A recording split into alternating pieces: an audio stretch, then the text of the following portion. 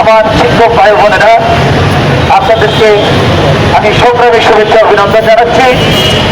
পাশাপাশি আপনাদের এই যৌক্তিক আন্দোলন, এই আন্দোলনের সাথে বাংলাদেশ কারিগরি শিক্ষক কর্মচারী ঐক্যজোট সহমত পোষণ করছেন।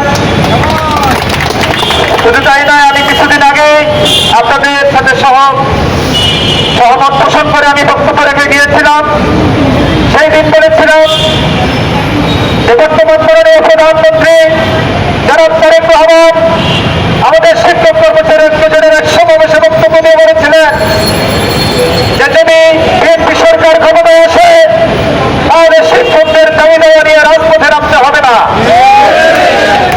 আজকে এই অবসরের সমাবেশ থেকে মাননীয় প্রধানমন্ত্রী জনাব তারেক রহমান এবং মাননীয় শিক্ষামন্ত্রী ডক্টর আরব ভাই সহ শিক্ষা সংশ্লিষ্ট অধিদপ্তরে যারা দায়িত্ব রয়েছেন সকলের প্রতি দৃষ্টি আকর্ষণ করছি এবং সকলকে বলে দিচ্ছি যে আজকে অনেক প্রিয় শিক্ষক যারা রয়েছেন তাদের যেভাবে শিক্ষার মধ্যে যোগ্যতা রয়েছে, তাদের যতটুকু কর্ম ঘন্টা রয়েছে, আমরা প্রিয়ভুক্ত শিক্ষকের ততটুকু শিক্ষাগত যোগ্যতা এবং কর্মঘণ্টা রয়েছে। শুধু তাই নয়, যারা সরকারি স্কুল কলেজ মাদ্রাসা রয়েছেন যাদের জাতীয়করণ হয়েছে তাদেরও সেম যোগ্যতা রয়েছে এবং তাদেরও সমান কর্ম ঘন্টা ফাইটিংস করা আছে। তাহলে কেন আমরা কেউ থাকতে সরকারি, কেউ থাকতে এমপিওভুক্ত, কেউ থাকতে নন এমপিওভুক্ত, এটা হতে পারে না। আমরা আজকের এই সমাবেশ থেকে আমি বাংলাদেশ কারিগরি শিক্ষক কর্মচারী ঐক্যজোটের পক্ষ থেকে বলতে চাই অনতিবিলম্বে এই সকল প্রতিষ্ঠান, স্কুল কলেজ মাদ্রাসা স্বীকৃতিপ্রাপ্ত সকল নন এমপিও প্রতিষ্ঠানকে অবিলম্বে এমপিওভুক্ত করা হোক। আর যদি এমপিওভুক্ত করা না হয় তাহলে বাংলাদেশের সকল শিক্ষা প্রতিষ্ঠানগুলি আপনি বন্ধ করে দিন। আর আরেকটি কথা বলতে চাই, আপনি বলেছিলেন শিক্ষকরা দাবি আদায়ের জন্য রাস্তায় নামবে না। অতীব দুঃখের বিষয়, কেন আজকে আমাদের স্ত্রী সন্তান, আজকে আমাদের সংসার চালাতে কষ্ট হয়, আজকে আমাদের দাবি নিয়ে রাজপথে আসতে হয়। আপনি প্রধানমন্ত্রী হয়েছেন, আপনি নিশ্চয়ই এই শিক্ষকদের কাছে লেখাপড়া করেছেন। আপনি শিক্ষামন্ত্রী হয়েছেন, আজকের এই শিক্ষকদের কাছে আপনি লেখাপড়া শিখেছেন।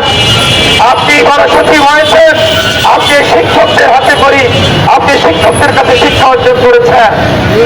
আজকে আমার শিক্ষক ভাই বোনেরা আজকে দীর্ঘদিন এখানে আন্দোলন সংগ্রাম করছে তাদের ন্যায্য দাবি আদায়ের জন্য।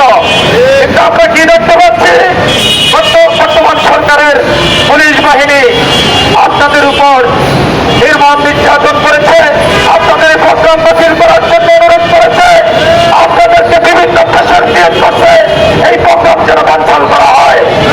এই প্রোগ্রাম বাঞ্চাল হবে না পর্যন্ত, এই প্রতিষ্ঠান এমপিও করা না হয় ততক্ষণ পর্যন্ত শিক্ষকরা রাজপথে থাকবে এবং আমরা প্রয়োজনে তাদের এমপিও না হলে আমরা এমপিও মুক্ত সকল প্রতিষ্ঠান আমরা তালাবদ্ধ করে দেব। কারণ এই শিক্ষকরা আমার ভাই, এই শিক্ষকরা আমার বোন, তারা খেয়ে থাকবে, আমরা না খেয়ে থাকবো, আমরা খেয়ে থাকবো, তারা না খেয়ে থাকবে, না হতে পারে না। আমরা যেহেতু সরকার থেকে বেতন পাই, আমরা কোন রকম সংসার চালাই, তারা তো বেতন পায় না। তারা কিভাবে সংসার চালায় এটা মাননীয় প্রধানমন্ত্রীর কাছে দৃষ্টি আকর্ষণ করতে চায় যে আপনি তো মানুষ, আপনি মানবিক মানুষ এবং আপনি শিক্ষা বান্ধব প্রধানমন্ত্রী। আপনাকে বলতে চাই অবিলম্বে সকল শিক্ষিত প্রতিষ্ঠানকে আপনি এমপিওভুক্ত করুন।